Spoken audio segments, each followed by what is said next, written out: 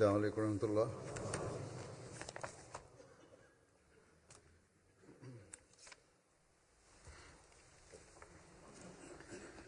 أشهد أن لا إله إلا الله وحده لا شريك له وأشهد أن محمدا عبده ورسوله أما بعد فأعوذ بالله من الشيطان الرجيم بسم الله الرحمن الرحيم الحمد لله رب العالمين الرحمن الرحيم مالك يوم الدين إياك نعبد وإياك نستعين اهدنا الصراط المستقيم صراط الذين أنعمت عليهم غير المغضوب عليهم ولا الضالين.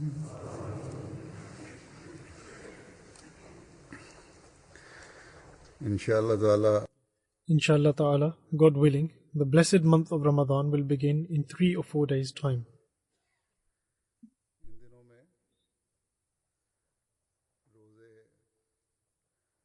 Due to the length of the day in certain warmer countries, the fasting can be very difficult.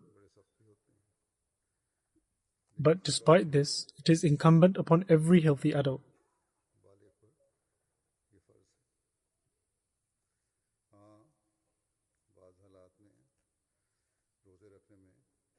Indeed, in certain conditions, there are provisions for fasting, and in some hot countries for laborers, or if there are other conditions and they are unable to fast, then there are provisions for them also.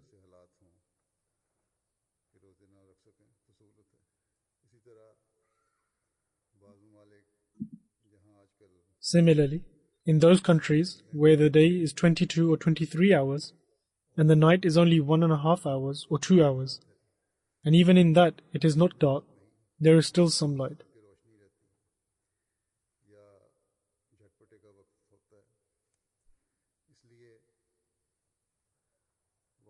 And so for those Jamaats, it is instructed that they should set their timings for the Sahri, i.e. closing of the fast, and Iftari, opening of the fast, using an estimate.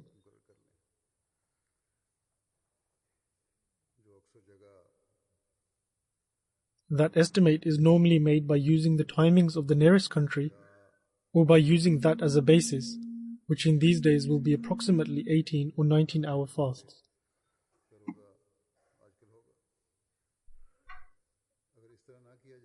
However, if this practice is not adopted, then in those countries there will be no possibility of Sahri or Iftari, and it will not be possible to perform the Tahajjud prayer and nor differentiate the times for Fajr and Isha prayers.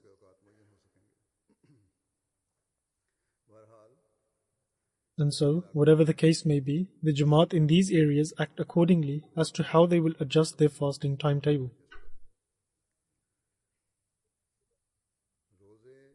Fasting is amongst the fundamental pillars of Islam, and fulfilling this pillar is an obligation.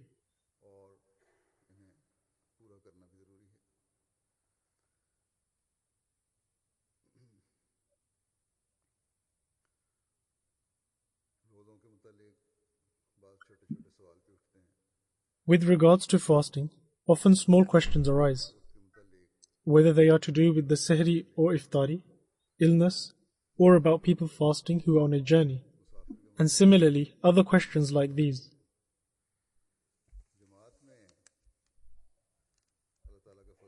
By the grace of Allah the Almighty, hundreds and thousands of people enter the Jamaat from various Islamic sects and some who belong to no religion.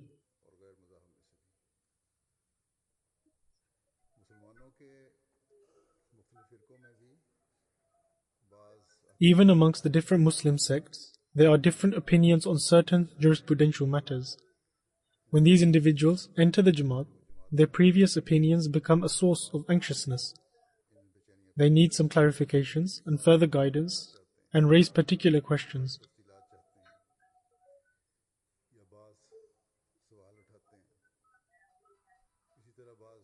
Similarly, those individuals entering the Jamaat from a non-religious background have no knowledge regarding certain matters.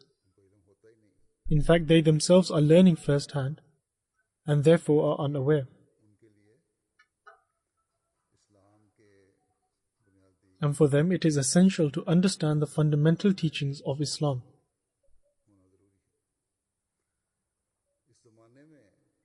In this age, God Almighty has commissioned the promised Messiah ﷺ as the just arbiter, who was to give his verdict on all matters on the basis of the fundamental tenets of Islam, and that is exactly what he did.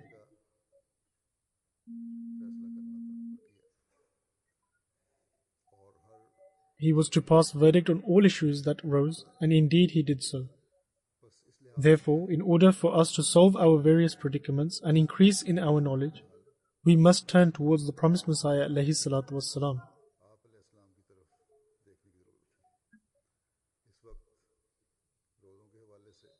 As mentioned previously, in the matters pertaining to fasting, small questions are often raised. In reply to those questions, what was the stance of the promised Messiah ﷺ? And what did he believe and edict on the matter? That is what I will speak about now.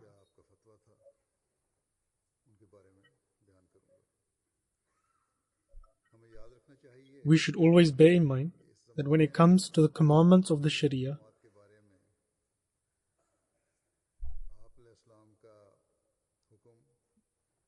the instruction and belief of the promised Messiah ﷺ will be our answer to any jurisprudential dispute and our decision. Primarily, one should always remember that the basic principle for any injunction in Islam is taqwa, i.e. righteousness.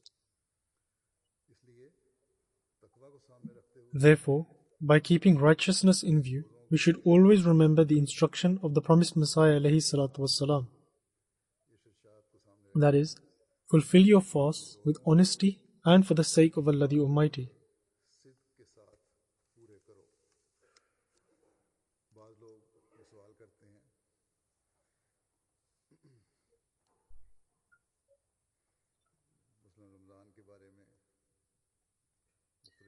Some people question, in regards to Ramadan, for example, even some children question, about why we offer the Eid prayer on a separate day to the non-Ahmadi Muslims, or why do we start Ramadan on a different day?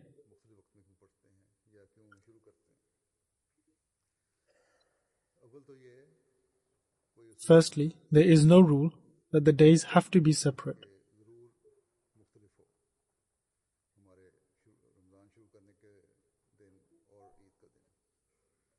We never intentionally desire to start Ramadan or offer the Eid prayer on a separate day.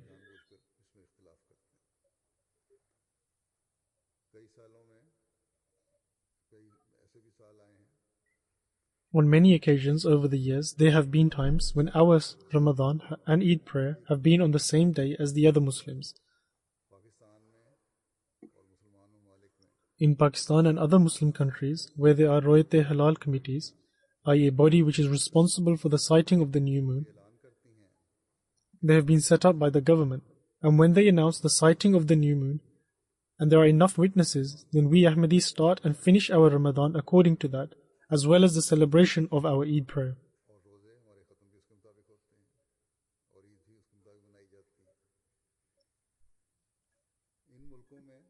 However, in these Western countries, i.e. European countries, there is no such Royat-e-Halal committee in operation, nor is there any announcement for them.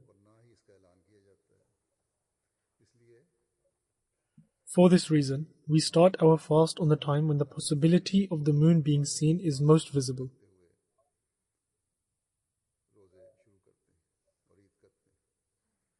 Indeed, should our estimate be wrong, and the moon is seen beforehand, And if there are wise adults who are a witness to it, as well as believers, attesting to the sighting of the moon, then in that case Ramadan can be started before the estimated time. It is not essential that because a timetable has been made, the Ramadan must start in accordance with that. However, a clear sighting of the moon and a witness thereof is essential.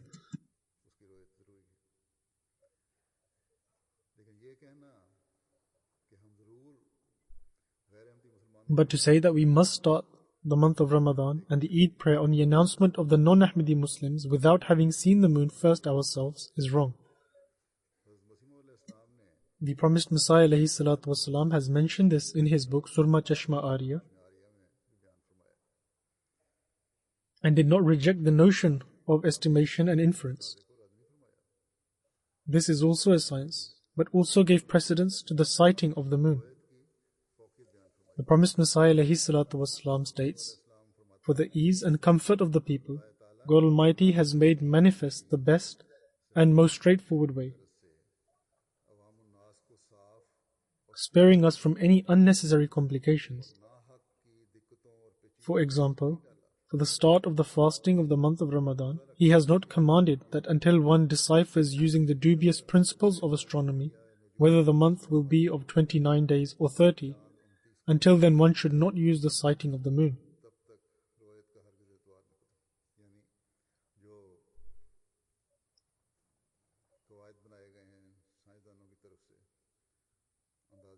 This means that it is not imperative to follow the principles formulated by the scientists or astronomers.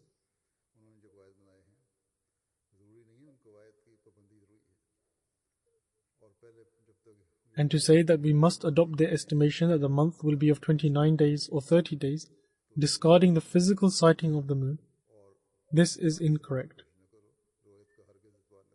The promised Messiah ﷺ states, "One should not completely lose trust of the sight and close one's eyes, because it is obvious that forcing finite principles of astronomy unnecessarily upon the common man is an unwarranted and needless burden.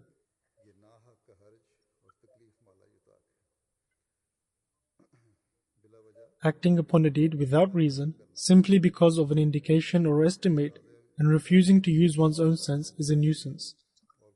The promised Messiah ﷺ further adds, "It is evident that in these estimations there are bound to be mistakes that do occur. Therefore, there is a very straightforward principle, one that can be understood by the common man, and that is, not to rely solely on astronomers and those who have knowledge of the stars who estimate when the moon can be spotted.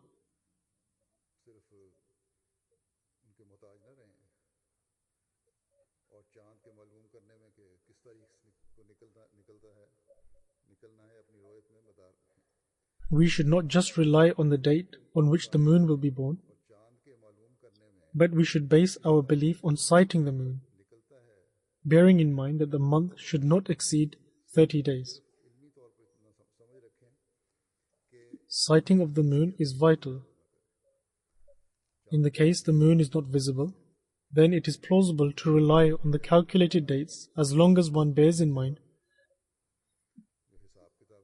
that they do not exceed the 30-day limit.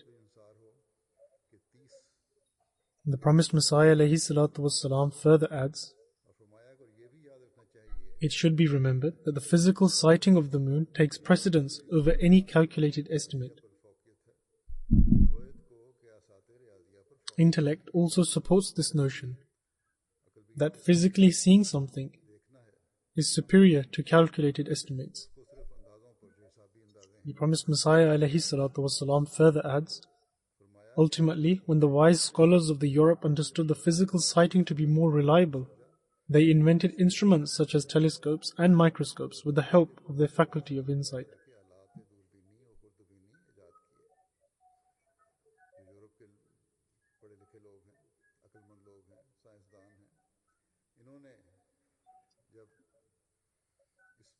When these wise intellects and scientists of Europe realized the fact that sighting something physically is by far greater Therefore they invented a range of instruments, such as telescopes, with which they observe the heavenly bodies.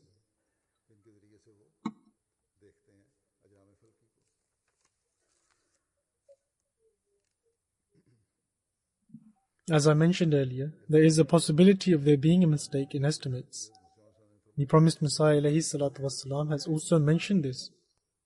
For example, if it is proven that the moon was visible a day earlier, what should be done in that case? Because one fast has been missed.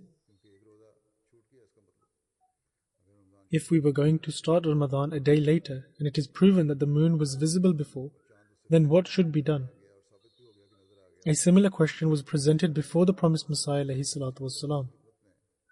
A man from Sialkot asked that in this area the moon was not sighted on Tuesday evening, but was in fact sighted on Wednesday, meaning Ramadan should have started by Wednesday.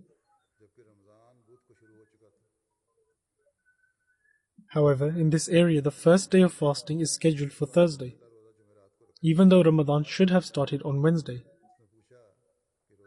And so in this scenario, what should be done? The promised Messiah ﷺ stated that after the month of Ramadan has passed, one fast should be kept in its place, so that the fast that was missed can be completed.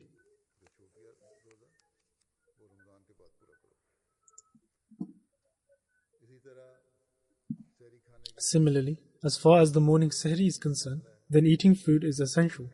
The Holy Prophet ﷺ has also commanded us to do so. In a hadith, the Holy Prophet ﷺ is reported to have stated that eat this at the sehri time, because there is blessings in eating and keeping a fast.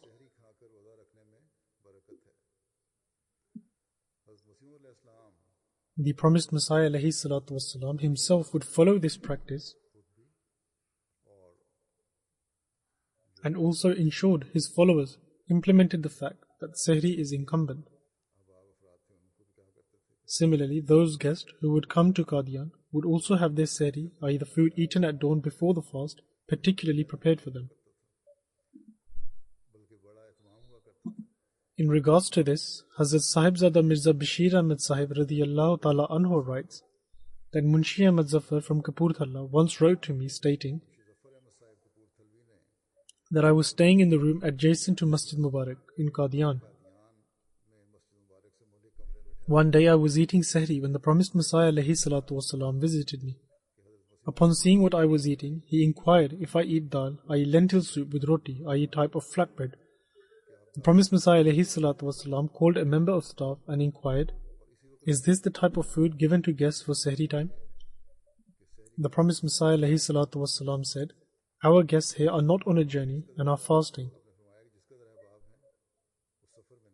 Therefore ask every single one of them what they normally like to eat and what they like to eat at sehri, and organize their meal accordingly." Munshi Zafar Sahib continues to write that I was then brought a different meal, but I had already eaten, and the azan, i.e. the call to prayer, had been called. However, the promised Messiah ﷺ instructed me to eat as the azan had been called early.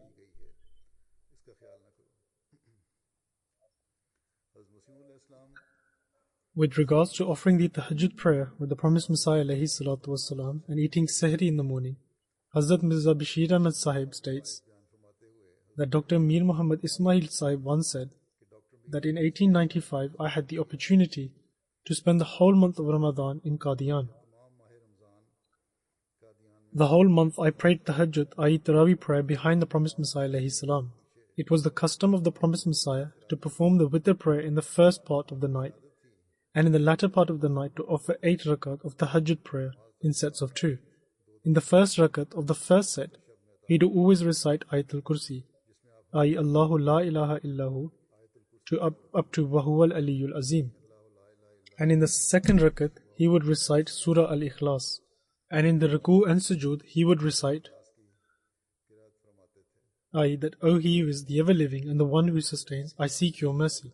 He would recite it often and loud enough such that I could hear it. Furthermore, the promised Messiah would always eat sehri after performing the tahajjud prayer. And he would eat the sehri at the last time possible, to the extent that often whilst he would eat, the azan would be called, and sometimes he would eat food up until the azan finished. Hazrat Mirza Bashir Ahmad Sahib stated to me But the fact of the matter is that until the dawn breaks from the east, one can continue to eat. The azan has nothing to do with it, because the morning prayer is called as day breaks.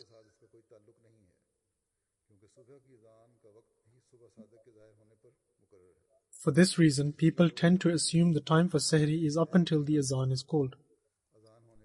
In Qadian, since the azan for the morning prayer is called exactly as the dawn breaks, and sometimes due to carelessness was called even before that.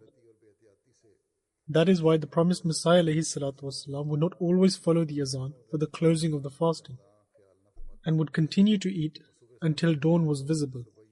In actual fact, the spirit of the law of the Sharia is not such that one should abandon eating due to the estimated and calculated times. Instead, the purpose behind it is that when light is visible after dawn break, then one should stop eating and drinking. In addition to this, the word tabayyun, i.e. to illuminate, has this very connotation. It is stated in a hadith, i.e. saying of the Holy Prophet ﷺ, that do not stop eating the sahri when Bilal calls the azan, but in fact stop eating when Ibn Makdum calls the azan. Because Ibn Makdum was blind, he would call the prayer when he would hear people stating it is morning.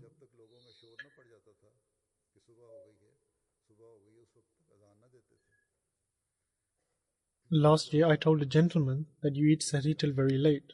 On this the gentleman fasted again upon hearing my verdict.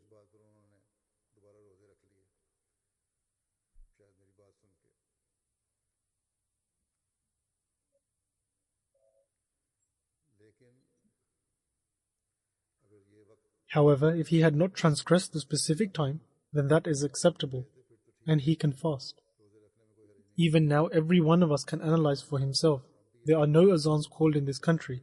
Therefore, observing when dawn breaks is important, i.e. one can eat until they can see that dawn is visible. In terms of the hospitality of the promised Messiah ﷺ at the time of Sahri, Hazrat Mirza Bashir Ahmad Sahib writes another incident, that the wife of the late Dr. Khalifa Rashiduddin Sahib, in her capacity as Sadr Lajna Qadian, stated that in 1903, Dr. Sahib and myself came to Qadian on a 4-day break from Roorkee. The promised Messiah ﷺ inquired why he was fasting, as the fast is not prescribed for those on a journey. We responded in the negative. The promised Messiah ﷺ gave us the pink room to stay in. Dr. Sahib said, Hazur, we will indeed fast. To which the promised Messiah replied, very good. But he then said, but you are on a journey. Dr. Sahib stated that, Hazur, we are staying here for a few days and it is my wish to fast. The promised Messiah ﷺ replied, in that case we will treat you to Kashmiri parathe, a bread cooked in butter. We thought to ourselves, only God knows what Kashmiri parathe are. When the time for Sahri approached and we had finished offering our voluntary prayers and tahajjud prayers, the promised Messiah ﷺ came to our pink room himself, which was situated on the bottom level.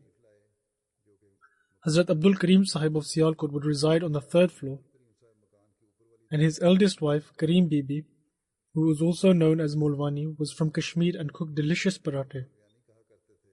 The promised Messiah ﷺ requested her to cook parathe for us. The promised Messiah would bring them for us himself whilst they were fresh off the pan and present them before us, saying, eat well. I would feel shy myself, and Dr. Sahib himself was also shy of nature. But the kindness and benevolence of the promised Messiah ﷺ left such a lasting impression on our hearts that I would tremble at the mere thought of it. Whilst thinking of this, the azan was then called, upon which the promised Messiah urged us to carry on eating. There is plenty of time left. God Almighty states in the Quran that eat and drink until the white thread becomes distinct to you from the black thread of the dawn.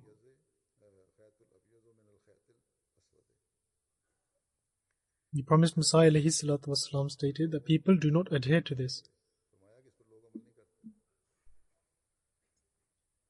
You can eat, there is still much time left. The Muazzin has called the azan well before time. Then she says that until we ate, Hazur remained in the room and was casually walking. Dr. Sahib requested Hazur for many times that Hazur should remain seated. I shall take the parathas from the housemaid or my wife will take them.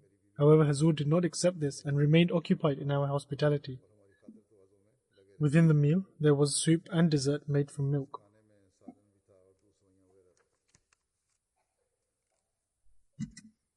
There is no harm in eating good food, yet there should be a balance. When observing the fast, one should feel that we must keep the fast and are going to keep the fast. Thus, in regards to this, whilst referencing the promised Messiah ﷺ, Hazrat Muslim Maud radiyallahu ta'ala anhu states, God Almighty says, Allah desires to give you facility and He desires not hardship for you. We cannot tolerate this, that you believe and then you remain in hardships. That is why we have made fasting obligatory. Allah the Almighty states, this is so that your hardships are removed. This is such a point that makes a believer a believer. This is an intricate point that should be remembered, that He desires ease for you and not hardship. And what is the elucidation of this? This is a point which makes a believer, and it is this, that to remain hungry in fasting or to give sacrifice for religion is not a means of deprivation for man, but rather it is an absolute source of benefit. Whomsoever thinks that during Ramadan a person purely remains hungry, he rejects the Holy Quran, because Allah the Almighty states that you were hungry and we have appointed Ramadan so that you may eat. Thus we understand that food is that which Allah the Almighty feeds, and the reality of life is through this. Apart from this, whatever food there is, it is not food, it is stones that become a means of destruction for those who eat. It is incumbent upon a believer that whatever morsel he intakes, he should first observe that who is it for. If it is for God Almighty, then it is food, and if it is for himself, then it is not food. Thus, if sahri is being eaten for the sake of God Almighty, then even if good food is being eaten, then it is for the sake of Allah the Almighty.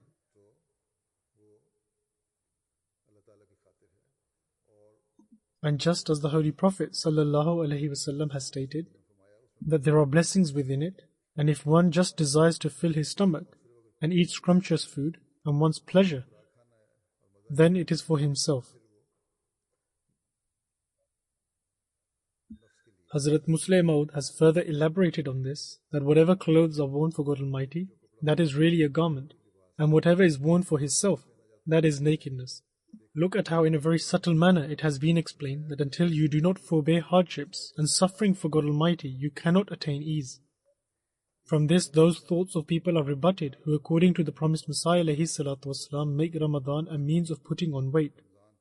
There are some people that in Ramadan, instead of their weight decreasing, it increases. The promised Messiah ﷺ used to say that for some people Ramadan is like a refined course of wheat and barley for a horse.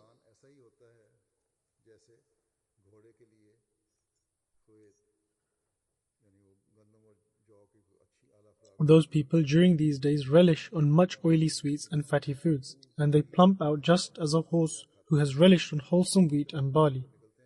This is such a factor that reduces the blessings of Ramadan. Now, on one hand, it is mentioned that eat sahri, there are blessings within it, and eat iftari, there are blessings in it. But on the other hand, if eating is the only purpose, then this will minimize the blessings. Thus, balance is a necessity. Eat good food, however, observe a balance.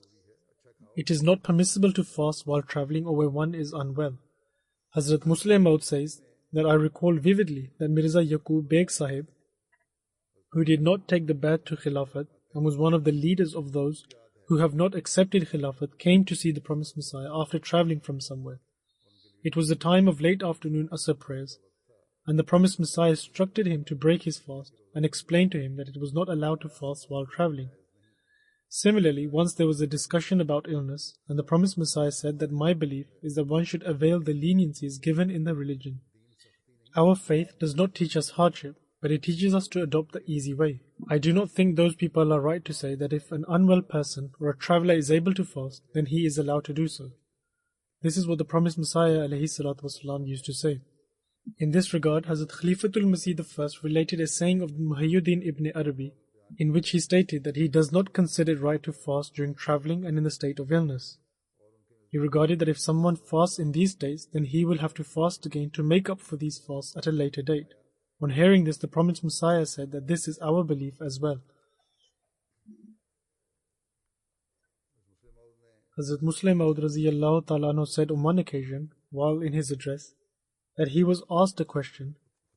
The question was that the promised Messiah ﷺ has directed a religious edict, i.e. fatwa, that if a person is travelling or is unwell, but still chooses to fast, then he will be counted amongst people who disobey the commandments of God.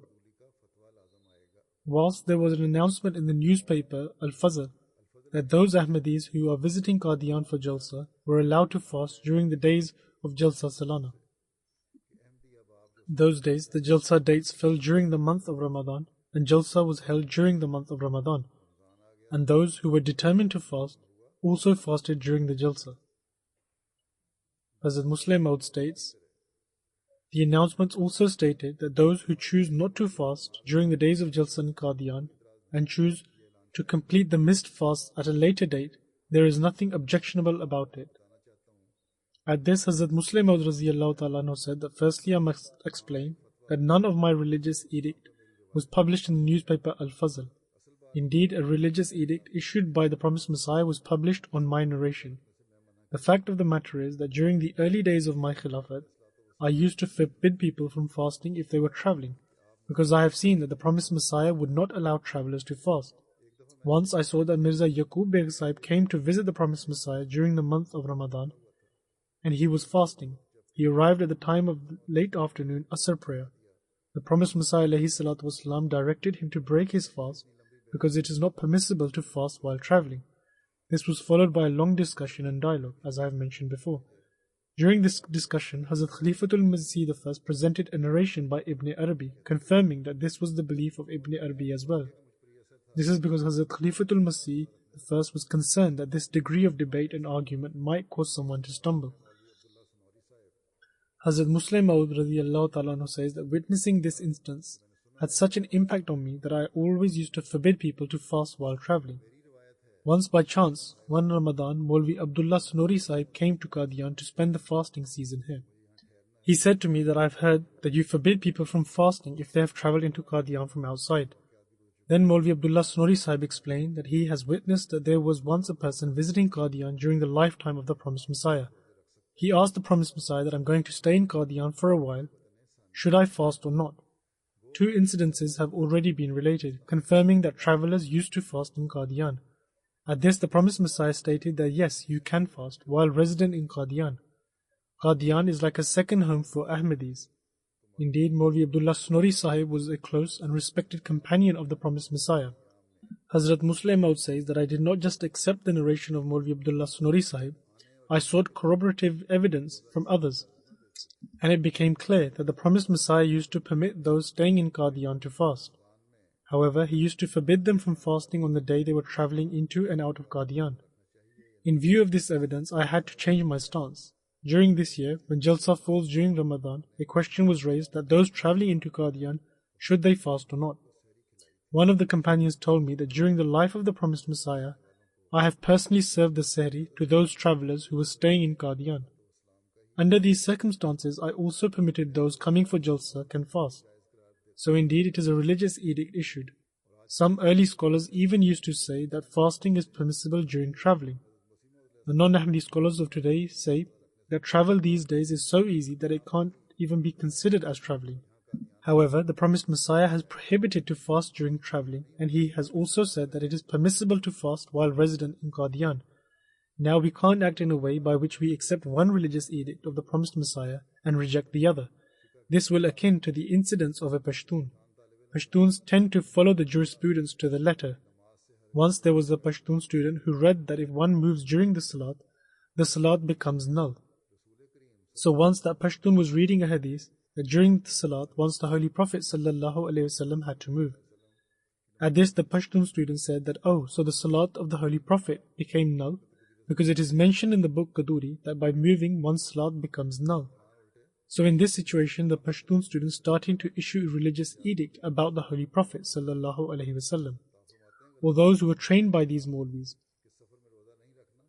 So the one who issued the religious edict that we should not fast while travelling has also said that Qadian is like a second home to Ahmadis and they are allowed to fast while resident here. Therefore, to fast while resident in this town is in accordance with the religious edict of the promised Messiah ﷺ and we have reasons for this.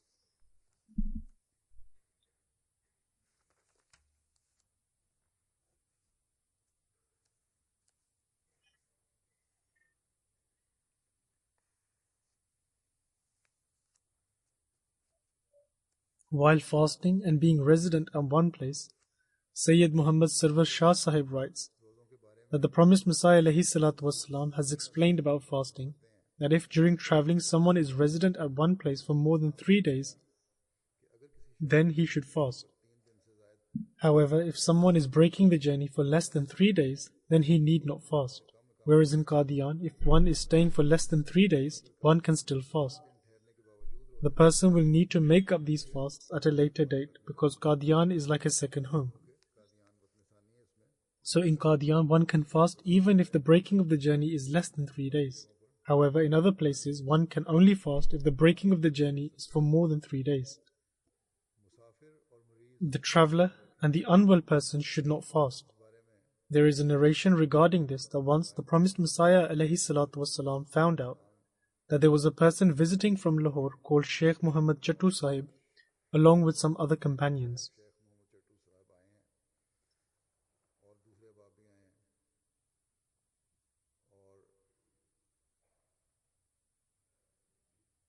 The promised Messiah ﷺ, because of his excellent manners, came out of his house. His intention was to meet his own companions as well as the guests. Many other people also found out that the promised Messiah ﷺ will be coming outside of his house. Therefore, many people gathered in the small mosque and in Masjid Mubarak. When the promised Messiah ﷺ emerged out to his door, hordes of people headed towards him in great rush. When the promised Messiah ﷺ saw Sheikh Muhammad Chattu Sahib, he greeted him with the traditional greetings of salam and asked him how he was. He greeted him warmly because Sheikh Muhammad Chattu was one of his old acquaintances. Baba Chattu said that he was really well and expressed his gratitude. At this, the promised Messiah said, addressing Hakim Muhammad Hussain Qureshi Sahib, that it is your duty that Baba Chattu does not suffer any inconvenience. Please make excellent arrangements for his accommodation and meals, and whatever you need, please do tell me about this. Please also direct Mia Najmuddin to make for Baba Chattu whatever type of food he likes. Hakim Sahib said, very well, inshallah he will not experience any inconvenience. The promised Messiah then asked the guest whether he was fasting, to which he replied that he was fasting. He was not an Ahmadi, and the promised Messiah ﷺ said, to adhere to the leniencies given in the Holy Quran is also taqwa, i.e. righteousness. God Almighty has given permission to those who are traveling or are sick to make up their fast later. Therefore, one should also follow this commandment.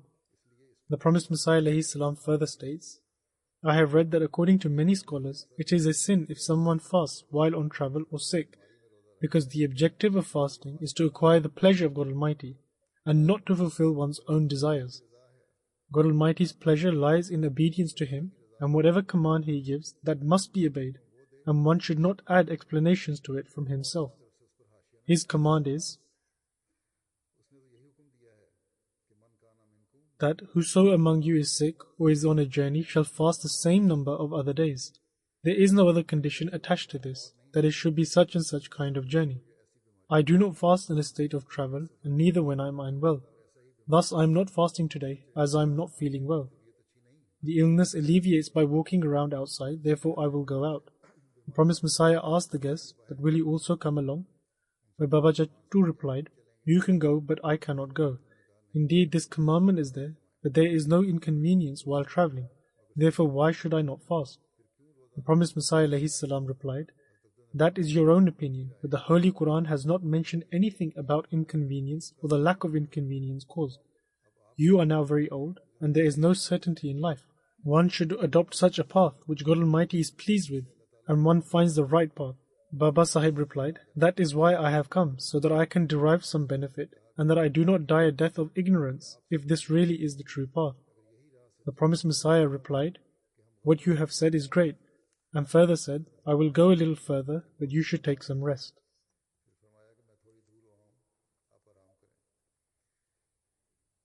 The subject of fasting while sick or travelling was once mentioned in a gathering with the promised Messiah ﷺ.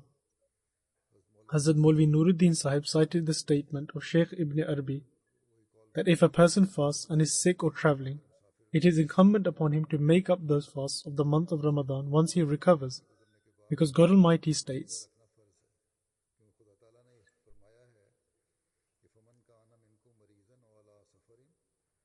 that whoso among you is sick or is on a journey shall fast the same number of other days. God Almighty has not stated that a person does not need to fast, who despite being ill or travelling, stubbornly insisted on fasting or to fulfill his desire of fasting in this month. It is a clear commandment of God Almighty that one should make up those fasts later on.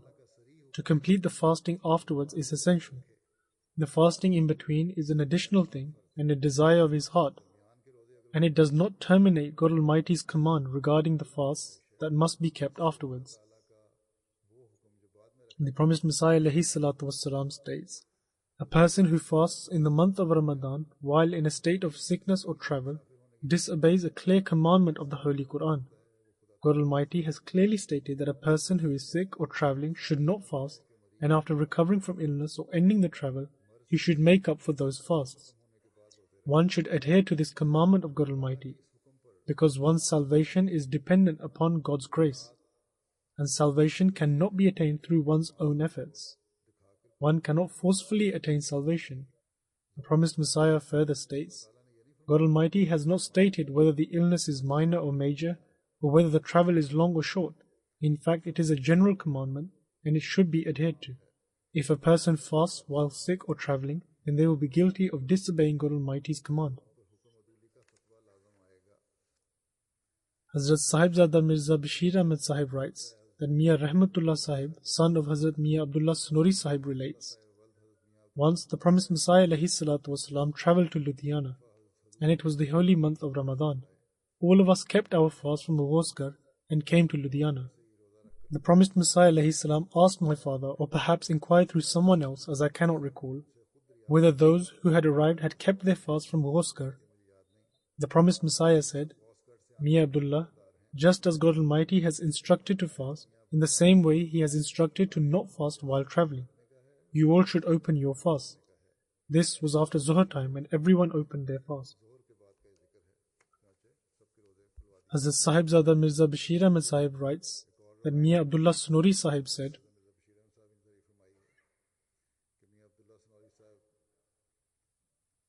in the early days, a guest came to visit the promised Messiah ﷺ during the month of Ramadan. He was fasting and a large part of the day had passed. Maybe it was after Asr time. The promised Messiah said to him, you should open your fast. The guest replied, there is very little time left in the day, therefore what is the point in opening it now? The promised Messiah ﷺ said, you wish to please God Almighty by force? However, God Almighty is not pleased through force, rather He is pleased by being obedient to Him. When God Almighty has stated that one should not fast while travelling, therefore one should not fast. And so the person opened his fast. Similarly, Hazrat Munshi Zafar Ahmad Sahib Kapoor Thalvi writes that on one occasion me, Hazrat Munshi Rore Khan Sahib, Hazrat Khan Sahib Muhammad Khan Sahib went to the promised Messiah ﷺ in Ludhiana. It was the month of Ramadan and I was fasting. However, the others accompanying me were not. When we went before the promised Messiah ﷺ, there was still a short while before the sun set. And those with me said to the promised Messiah ﷺ that Zafar is fasting. The promised Messiah ﷺ immediately went inside and came back with a drink prepared from fruits or flower petals and said, open your fast. There is no fasting while travelling. I complied with the instruction, but since we were to stay a few days, therefore I kept the fasts after that.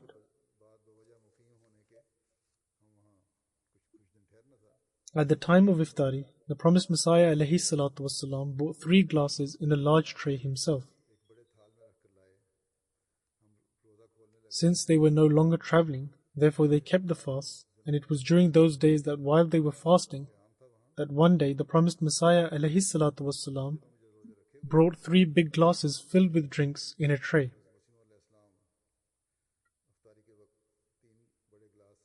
we were about to open our fast with them, and I said to the promised Messiah alayhi salatu wassalam, Hazur, what is one glass for Munshiji, i.e. Munshi Rore Khan Sahib? He has been fasting all day, and what will he do with one glass of water which you have brought? The promised Messiah alayhi salatu wassalam smiled and immediately went inside and returned with a large jug filled with a drink prepared from fruits or flower petals, and gave it to Munshiji. And because the promised Messiah was giving it himself, Munshiji finished the whole jug on his own.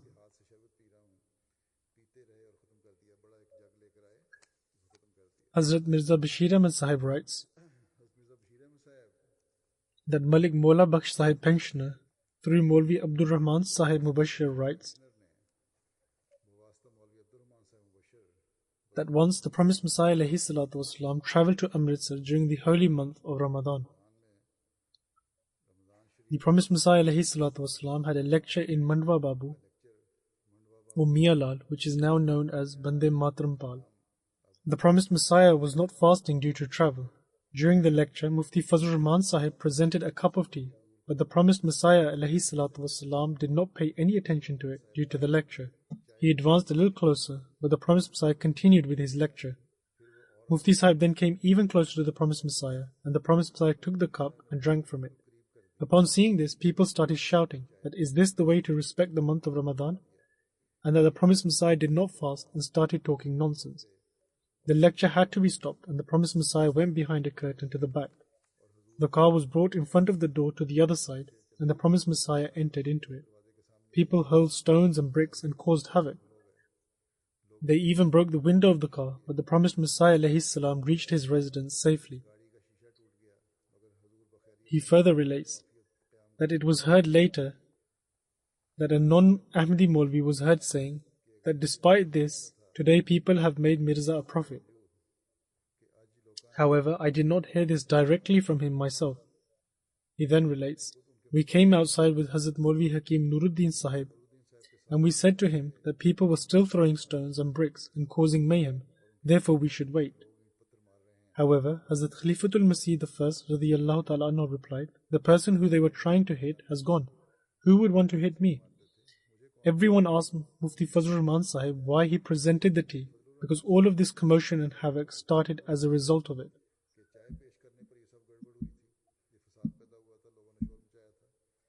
All of the Ahmadis started saying this to him. And the person narrating this incident said that I also said this to him. And he became very distressed, and later Mir Abdul Haq Sahib told me that when this matter was brought to the attention of the promised Messiah alayhi salatu wassalam, that Mufti Sahib had ruined the lecture for no reason. The promised Messiah alayhi salatu wassalam to this replied that Mufti Sahib did not do anything wrong. It is God Almighty's commandment that whilst on travel one should not fast. God Almighty granted me the opportunity to widely propagate His commandment through this act of mine. This was the response of the promised Messiah alayhi salam. And the person relating this states that when Mufti Sahib heard this, he became even more courageous. To open the fast after falling ill, Hazrat Sahibzada Mirza Bashir Ahmad Sahib writes, Dr. Mir Muhammad Ismail Sahib states, once the promised Messiah was fasting in the month of Ramadan in Ludhiana, but he experienced some tightness in his chest, and his hands and feet became cold. It was very close to sunset. However, the promised Messiah alayhi salam immediately opened his fast. The promised Messiah would always take the easier option in matters of Shariat.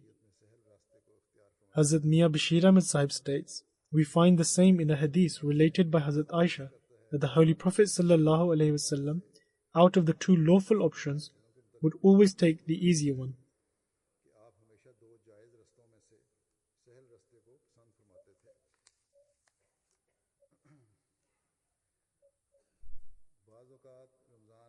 A question was asked that at times the month of Ramadan falls in a season when the farming work intensifies, such as sowing the seeds or cutting the crops. And those working and who wholly rely on their labor cannot fast.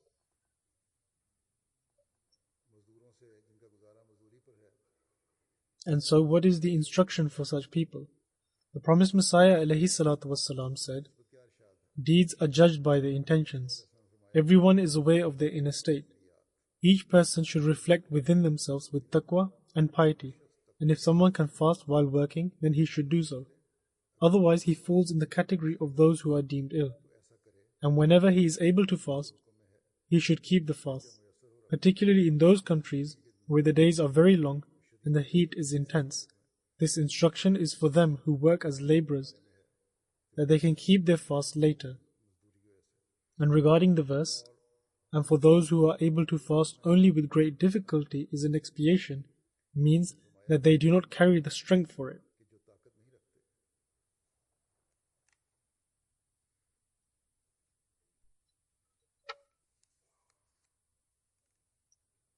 For those who cannot keep the fast in the month of Ramadan are instructed to pay the fidya.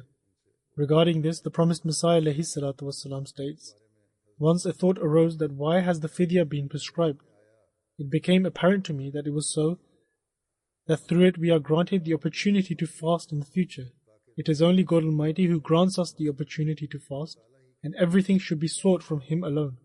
God Almighty has the power over all things, and if He wills, He can even grant a person the strength to fast who is suffering from TB.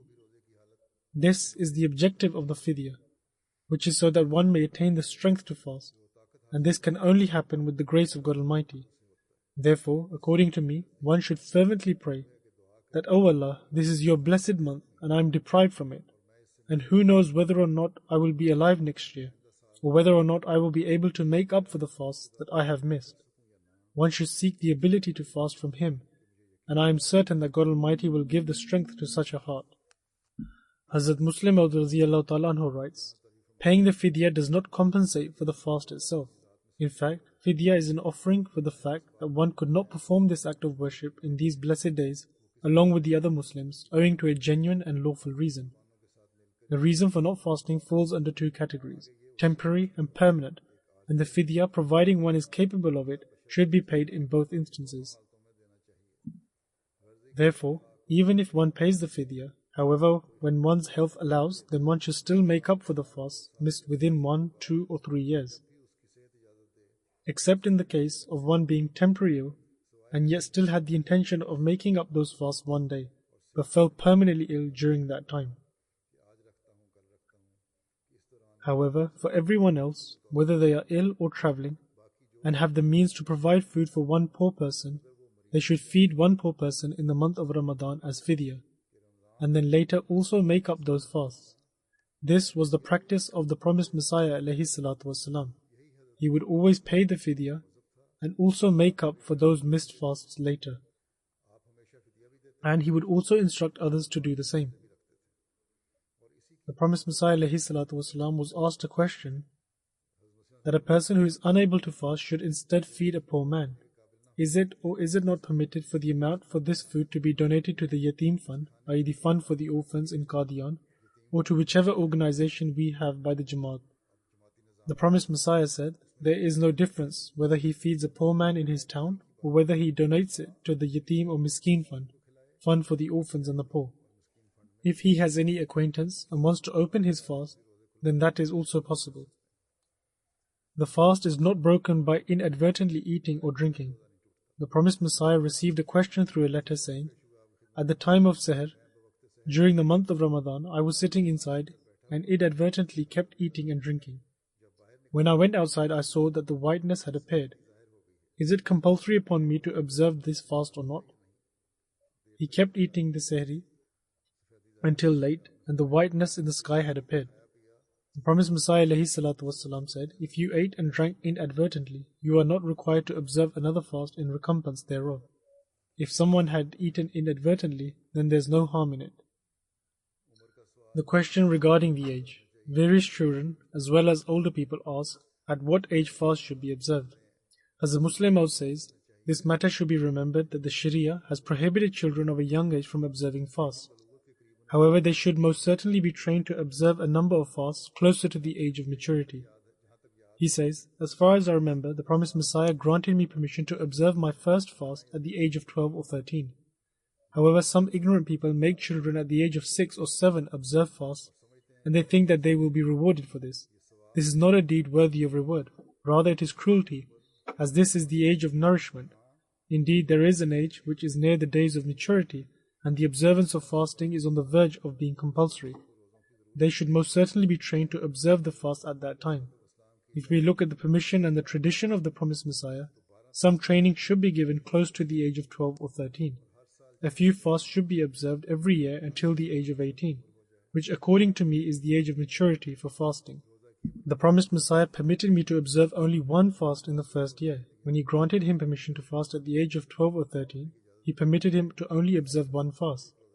It is only an excitement at that age, and it is due to this excitement that children desire to observe more and more fasts. However, it is the duty of the parents to prohibit them. Then there is an age in which children should be encouraged to certainly observe a number of fasts. In childhood, it is the duty of the parents to prohibit children and to not allow them to observe too many fasts.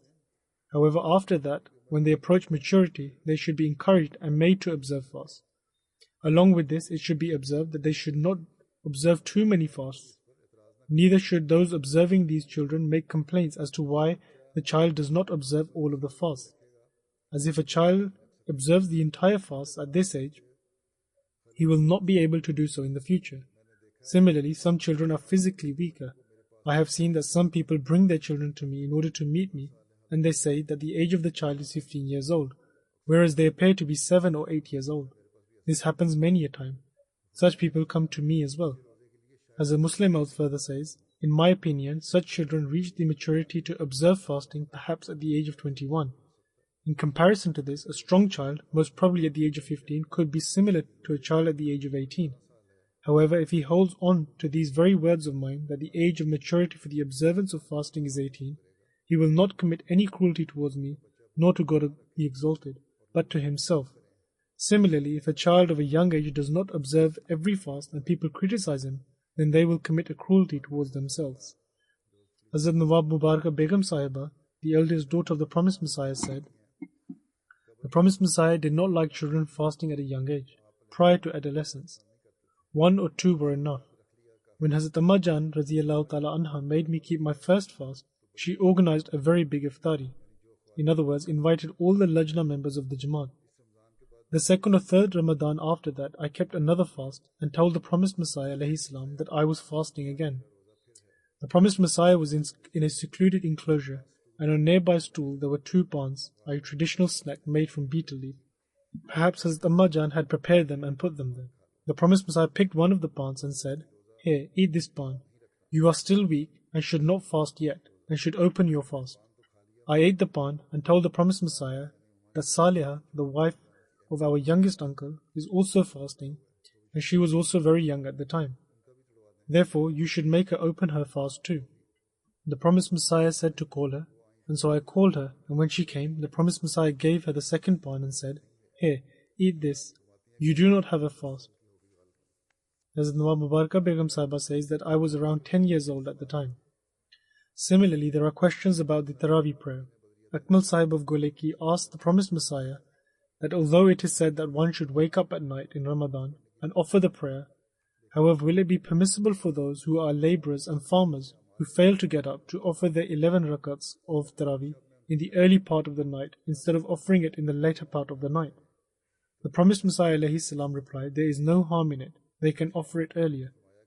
Regarding the Taraweeh prayer, it was mentioned that since it is the Tahajjud prayer, therefore what is the instruction of offering 20 rakats? Because the Tahajjud prayer, including the Witr prayer, is 11 or 13 rakats. The promised Messiah ﷺ said, the Sunnah of the Holy Prophet ﷺ is to offer 8 rakat, and he offered them at the time of Tahajjud, and this is better. However, one can offer them in the early part of the night, but it is more appropriate to wake up at Tahajjud and then offer them, but it is permissible to offer them in the early part of the night before going to sleep. There is a narration that the Holy Prophet offered the prayer in the early part of the night. However, 20 rakats were offered after the Holy Prophet ﷺ, and the Holy Prophet's Sunnah is that which was mentioned earlier. 20 rakats or more is something that came after the Holy Prophet ﷺ. The Holy Prophet ﷺ's Sunnah is 8 rakat Tahajjud. A person wrote a letter to the promised Messiah ﷺ.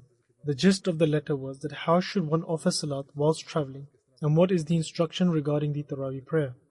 The promised Messiah replied that it is sunnah to offer 2 rakats, and the Taraweeh is also sunnah and should be offered. and at times it should be offered in seclusion. Tarawih is in fact the Tahajjud prayer, and it is not a new prayer. And the way you offer the Witr prayer, continue doing so in the same way. Thus, these were a few matters relating to Ramadan which I have mentioned. May God Almighty enable us to benefit from the fasting during the month of Ramadan, while staying firm on taqwa, righteousness, and giving precedence to His pleasure.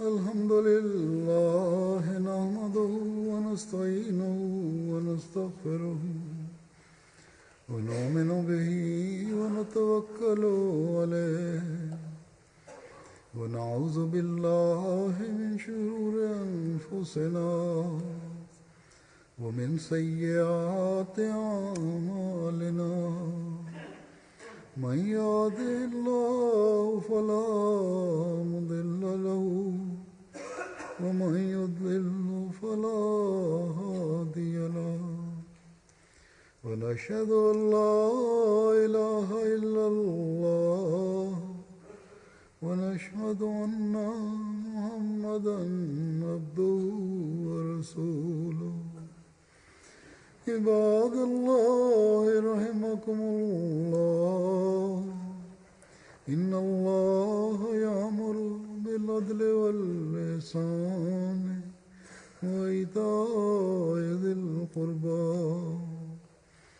وينهى عن الفحشاء والمنكر والبغي يعظكم لعلكم تذكرون اذكروا الله يذكركم وادعوه يستجب لكم ولذكر الله